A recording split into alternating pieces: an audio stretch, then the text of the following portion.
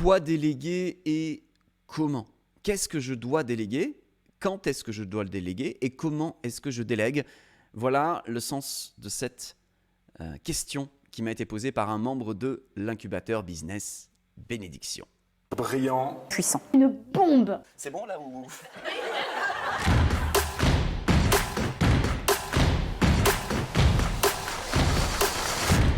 Bravo à vous. Alors, c'est une question à la fois extraordinaire, très complexe. On pourrait en parler fort longuement.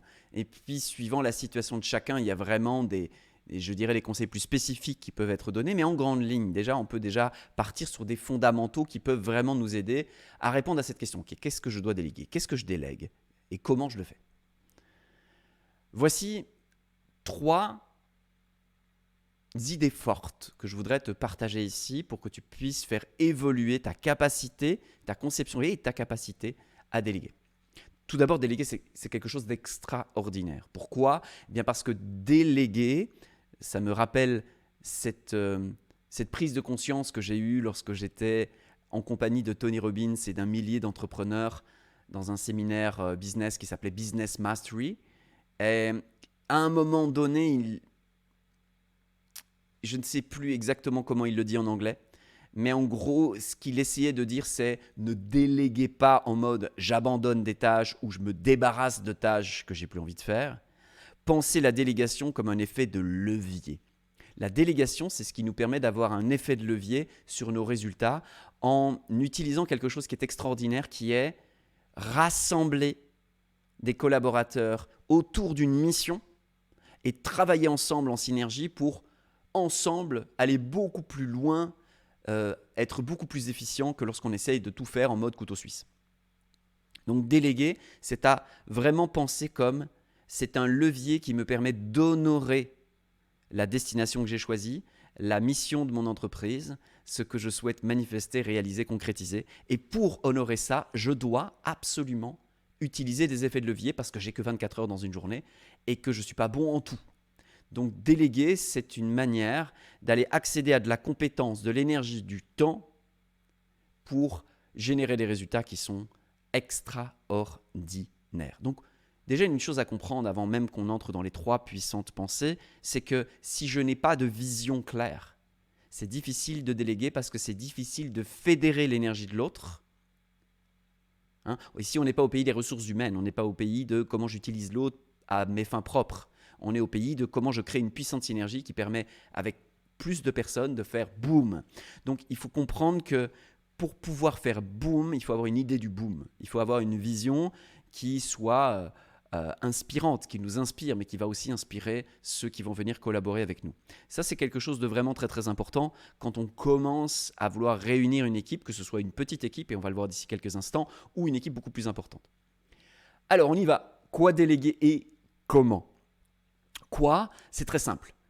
Premièrement, si aujourd'hui, dans ton activité, dans ton entreprise, tu fais encore de l'administratif, des factures, des paiements en ligne, des choses comme ça, voilà, des trucs vraiment purement administratifs, si tu es en contact avec l'administration et que tu dois gérer les choses à cet endroit-là, pour moi, c'est la première chose que tu aurais intérêt à déléguer le plus rapidement possible. Aujourd'hui, il est assez simple d'avoir accès à un assistant, une assistante, n'importe où dans le monde, qui va pouvoir gérer tout un tas de petites tâches qui, en gros, n'ont pas beaucoup de valeur ajoutée, mais qui doivent absolument être faites parce que sinon on a des ennuis. Donc il y a des choses comme ça qui nous font pas raisonner, nous font pas pétiller, ont pas beaucoup d'impact sur nos résultats, mais par contre, qui si on les fait pas, nous apportent un son lot d'ennuis, donc ça doit être fait. Donc ça, ce serait à mon avis la première chose à déléguer, les choses qui doivent absolument être faites, mais dans lesquelles on n'a aucun plaisir et qui n'ont pas beaucoup d'impact sur nos résultats. C'est-à-dire, ce sont des tâches qui doivent être faites, mais elles n'ont pas besoin d'être faites de manière spectaculairement inspirée. Ok ? Donc tout ce qui va être de cet ordre-là, pour moi, si ce n'est pas fait aujourd'hui, tu devrais avoir un plan pour le faire le plus rapidement possible. C'est-à-dire trouver un moyen de le faire. Et trouver un moyen de le faire, ça peut être trouver un assistant, une assistante à 2 heures par semaine. Parce qu'au début, dans une activité, on n'a pas besoin de beaucoup de temps. Et en fait, on se crée parfois des montagnes, mais ça soulage énormément et ça ne coûte pas si cher que ça. Par contre, ça libère l'esprit, ça libère du temps, de l'énergie, ça donne du kiff parce qu'on n'est plus en train de faire quelque chose qui est bof. Et ça ouvre des perspectives juste hallucinantes. Ma vie d'entrepreneur a changé le jour où j'ai compris ça. Et ma vie d'entrepreneur a changé aussi le jour où je me suis offert la chance d'avoir une assistante extraordinaire et que je ne l'ai pas posée en mode je me débarrasse des tâches que je ne veux pas, mais je veux accueillir dans ma vie quelqu'un qui me permette de déployer plus de force dans la direction de ce qui fait sens pour moi. Et c'est comme ça que Claire, pour ceux qui la connaissent, est apparue dans ma vie. Et depuis, c'est une véritable bénédiction. Mais tout est né de « je dois déléguer ça ». Je dois déléguer ça. Je suis en train, quand je fais ça, de ne pas faire ce qui apporte énormément de valeur à mon entreprise, à mon activité. Je dois le faire. Alors, on trouve sa manière de le faire. Et c'est un sujet sur lequel je pourrais beaucoup m'étendre parce que c'est un sujet qui me passionne. Première chose, si tu fais ça encore aujourd'hui, j'espère que cette vidéo t'aura donné la permission, l'autorisation de te dire « Oh, waouh, ok, faudrait que j'arrête ça. Comment je le fais ?» La deuxième chose, c'est de bien penser que si tu veux déléguer, tu vas avoir besoin de, il y a deux types de délégation. Il y a la délégation de tâches et la délégation de décisions. Dans un premier temps, si on parle de la délégation de tâches, tu vas avoir besoin de deux éléments. Tout d'abord, un brief qui est clair, c'est-à-dire un passage d'information de voici quelle est la tâche, voici comment elle doit être effectuée, voici dans quel timing, voici où sont, etc. C'est vraiment un truc, plus ça va être clair, précis, plus la délégation va être efficace. Et ensuite, au niveau de la tâche, il y a un petit temps d'accompagnement à l'autonomie qui peut être raccourci, qui peut être très court, mais on veut rester vigilant au début, très très vigilant, pour recadrer jusqu'à ce que la personne soit en autonomie. Ça me rappelle ma mère qui me disait toujours « le premier jour d'école est capital pour un professeur ». Elle était professeure et ma maman faisait 1m53 et elle avait en classe des élèves de 13-14 ans, parfois 15, qui étaient en général des gaillards parce qu'elle était professeure dans une école à Bruxelles, à Schaerbeek exactement, qui est une commune, je dirais une commune, on peut dire ça comme ça, de Bruxelles, où il y a énormément, dans cette école, il y avait énormément d'étrangers, donc des gaillards vraiment plutôt méditerranéens, où l'autorité n'est pas toujours, en tout cas à l'époque c'était comme ça, représentée par la femme. Donc je te laisse imaginer la petite madame d'1m53 face à des mecs qui avaient une tête de plus qu'elle, et qui en plus de ça était en face d'une femme qui n'était pas censée représenter une forme d'autorité. Donc elle me disait, le premier jour, tu dois être bam, hyper présent, hyper strict, hyper cadrant, tu laisses rien passer. Et puis petit à petit au fil de l'année, tu vas pouvoir lâcher un tout petit peu la bride par moment. Mais au début, tu dois être hyper strict, hyper... Voilà l'attitude selon moi qui est la meilleure quand on essaye de poser un cadre. Tout simplement parce que si le cadre est posé comme non négociable, la personne va faire « Ok, c'est dans ces limites-là qu'on joue, c'est très clair, bim, bim, bim, j'ai compris, quand j'en sors, on me le rappelle, ok, j'ai compris, c'est là la ligne. » Et là, ça amène de la sécurité, de la tranquillité, ça permet de se détendre, on sait quel est le périmètre. Et nous, en tant que dirigeants, on va avoir facile aussi parce qu'on va pouvoir se détendre, on saura que la chose, elle va être bien faite. Il y a toujours une petite exception qui peut arriver, mais entre la chose qui arrive une fois sur 5 ans et la chose qui arrive une fois par mois, on n'est pas du tout dans le même niveau de management, le même niveau de gestion de la personne.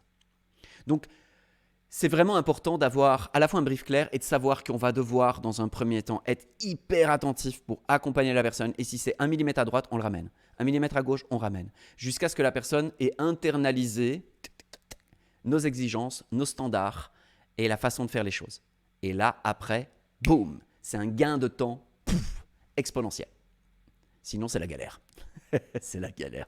Toute personne qui a déjà délégué quelque chose sait très bien que, si c'est mal fait, c'est plus d'ennui. Et c'est pour ça que beaucoup de personnes finissent par penser « Ah non, mais c'est mieux fait quand moi je le fais. Tu sais quoi, je délègue pas. » Au lieu d'apprendre l'art de la délégation, apprendre l'art de la délégation et accéder à des niveaux de résultats et de succès colossaux simplement parce qu'on apprend cette compétence-là.